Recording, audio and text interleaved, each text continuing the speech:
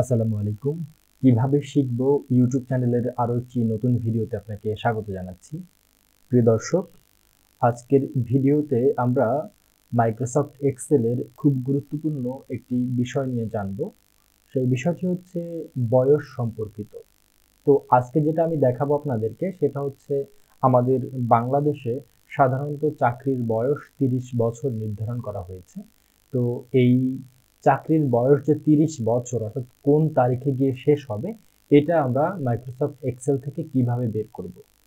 এই ফর্মুলাটি ব্যবহার করে আপনি কোনো প্রোডাক্টের যে উৎপাদন ডেট এবং তার এক্সপায়ারি বা মেয়াদ উত্তীর্ণের যে তারিখটি, সেই তারিখটিও বের করতে পারবেন। তো আশা করি বন্ধুরা আজকের এই ভিডিওটি দেখে আপনি উপকৃত হবেন। বন্ধুরা চলুন আর কথা না বাড়িয়ে আমরা সরাসরি মাইক্রোসফট এক্সেলে চলে যাই। বন্ধুরা আপনারা দেখতেই পাচ্ছেন আমি মাইক্রোসফট এক্সেলের মধ্যে ছোট্ট একটি টেবিল ক্রিয়েট করে রেখেছি। এই টেবিলের মধ্যে প্রথম যে কলামটি রয়েছে সেই কলামে আমি রেখেছি নেম, তারপরের কলামটিতে রেখেছি ডেট অফ বার্থ, তারপরে যে কলামটি রয়েছে সেখানে রেখেছি last date for job application এবং সর্বশেষ যে কলামটি রেখেছি সেখানে রেখেছি রিমেইনিং এজ। এর দ্বারা আমি বোঝাতে চাচ্ছি যে এই নেম কলামের মধ্যে যে মানুষগুলোর নাম আছে তার জন্ম তারিখ এটা আমরা ম্যানুয়ালি দিব এবং এখানে জন্ম তারিখ লেখার সাথে সাথে এই যে last date for job application, এখানে ওই ব্যক্তি সর্বশেষ কোন তারিখ পর্যন্ত সেই জবের জন্য অ্যাপ্লিকেশন করতে পারবে এবং তারপরে যেটা রয়েছে রিমেইনিং এজ অর্থাৎ কত বছর আর এই আজকের দিন থেকে আর কত বছর পর্যন্ত সে জবের জন্য অ্যাপ্লিকেশন করতে পারবেন। তো আশা করি বন্ধুরা বিষয়টি বুঝতে পেরেছেন। এবারে আমরা এখানে যে ফর্মুলাগুলো ব্যবহার করেছি সেই ফর্মুলাগুলো এখান থেকে মুছে দিলাম। প্রথমে আমরা যেটা বের করব সেটা হচ্ছে last date for job application, অর্থাৎ জব অ্যাপ্লিকেশনের জন্য সর্বশেষ যে তারিখটি সেটা কবে হতে পারে এটা। তো এইখানে আমরা ছোট্ট একটা ফর্মুলা ব্যবহার করব, সেই ফর্মুলাটি হচ্ছে ই ডেট ফর্মুলা। তো বন্ধুরা আমরা সবাই জানি যে মাইক্রোসফট এক্সেলের মধ্যে কোনো ফর্মুলা ব্যবহার করতে গেলে প্রথমে একটি ইজ ইকুয়াল সাইনকে কল করতে হয়। তো আমি এখানে ইজ ইকুয়াল সাইনকে কল করলাম। কল করার পরে আমরা যে ফর্মুলাটি ব্যবহার করব সেটি হচ্ছে ই ডেট ফর্মুলা। তো আমি এখানে ই ডেট ফর্মুলাটাকে কল করলাম। ই ডেট ফর্মুলাটাকে কল করার পরে ই ডেট ফর্মুলার যে আর্গুমেন্ট রয়েছে সেটি হচ্ছে স্টার্ট ডেট।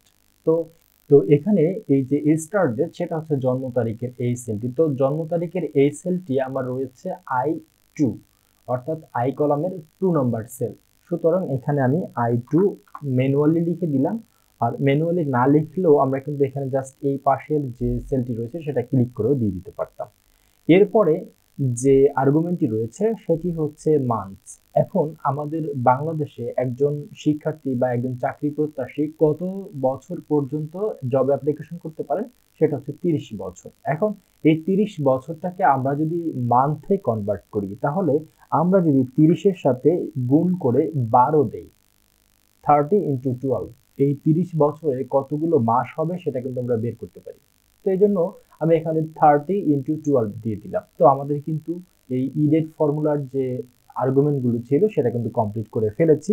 এখন যদি আমরা ব্র্যাকেট ক্লোজ করে এখানে ইন্টার প্রেস করলে আমরা কিন্তু এখানে অটোমেটিক এই যে 1996 সালে এই ব্যক্তি জন্মগ্রহণ করলে সে 2026 সালে গিয়ে তার অ্যাপ্লিকেশনের শেষ ডেট এটা কিন্তু শেষ হবে।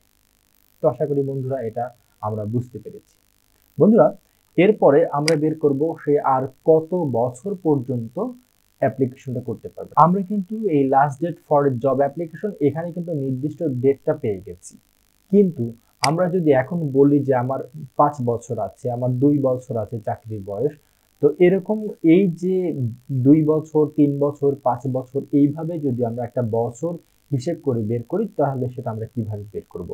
এইটা বের করার জন্য আমরা এখানে ইয়ার ফ্রেজ, এই যে ইয়ার ফ্রেজ নামের যে ফর্মুলাটি রয়েছে এই ফর্মুলাটাকে ব্যবহার করব। আমরা কিন্তু এর আগে বের করছি যে 1996 সাল থেকে 30 বছর হতে তার 2026 সাল পর্যন্ত অপেক্ষা করতে হবে, কিন্তু আমরা এখানে বের করব যে আজকের দিন থেকে 26 সাল হতে কত বছর লাগবে। তো সেটা করার জন্য আমরা এখানে ইয়ারফ্রেস নামের যে ফর্মুলাটি রয়েছে সেটাকে আমরা কল করলাম। তো ইয়ারফ্রেসে কল করার পরে ইয়ারফ্রেসের যে আর্গুমেন্ট রয়েছে সেটা হচ্ছে স্টার্ট ডেট। তো স্টার্ট ডেট কবে? আজকে থেকে আমরা গুনবো, তো আমাদের এখানে আমরা স্টার্ট ডেট দিয়ে দেবো। তো আজকের ডেটটাকে আমরা যদি ডায়নামিক ফর্মুলায় নিয়ে আসি, অর্থাৎ আপনি যেদিন এই এক্সেল শিটটাকে ওপেন করবেন সেই দিনটাই যদি ডায়নামিক হিসেবে ধরে নেয়, সেক্ষেত্রে আমরা এখানে টুডে যে ফর্মুলাটি রয়েছে অর্থাৎ আজকের যে ডেট সেই ফর্মুলাটাকে আমরা এখানে কল করব। তো টুডে ফর্মুলার আর্গুমেন্ট আমরা এখানে দুটো ব্র্যাকেট দিয়ে ক্লোজ করে দিব, দেন হচ্ছে আমরা এখানে কমা দিব, তারপর বলা হয়েছে ইন্ড ডেট। ইন্ড ডেট মানে হচ্ছে সমাপ্তির বছর, মানে সমাপ্তির তারিখ, শেষ তারিখ। শেষ তারিখটা হচ্ছে এই যে কলামের 2 নাম্বার রো, যে কলামের 2 রো। তো আমি এখানে J2 যদি লিখে দিই তাহলে কিন্তু আমার এই J2 নামের যে সেলটি রয়েছে সেটি কিন্তু এখানে সিলেক্টেড হয়ে গেছে। এরপরে আমরা যদি ব্র্যাকেট ক্লোজ করে দিই, ব্র্যাকেট ক্লোজ করে দিয়ে আমরা যদি এখানে ইন্টার প্রেস করি, তাহলে দেখেন বন্ধুরা এখানে কিন্তু ম্যাজিকের মতন এই 2026 সাল হতে, অর্থাৎ আজকের দিন থেকে 2026 সাল হতে কত বছর দরকার সেটা কিন্তু আমরা এখানে দেখতে পাচ্ছি।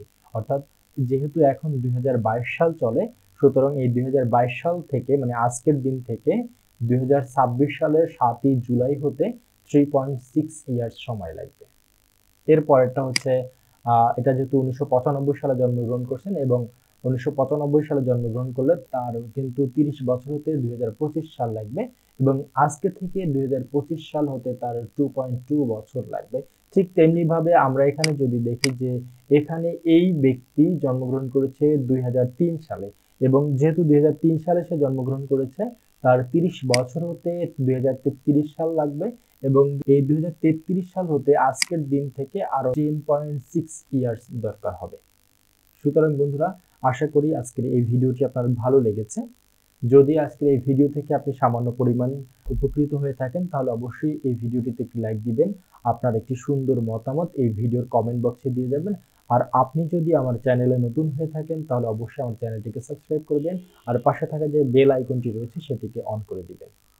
বন্ধুরা, পরবর্তী ভিডিও দেখার আশা রেখে এখানে শেষ করছি। সেই পর্যন্ত সবাই ভালো থাকুন, সুস্থ থাকুন, আল্লাহ হাফেজ।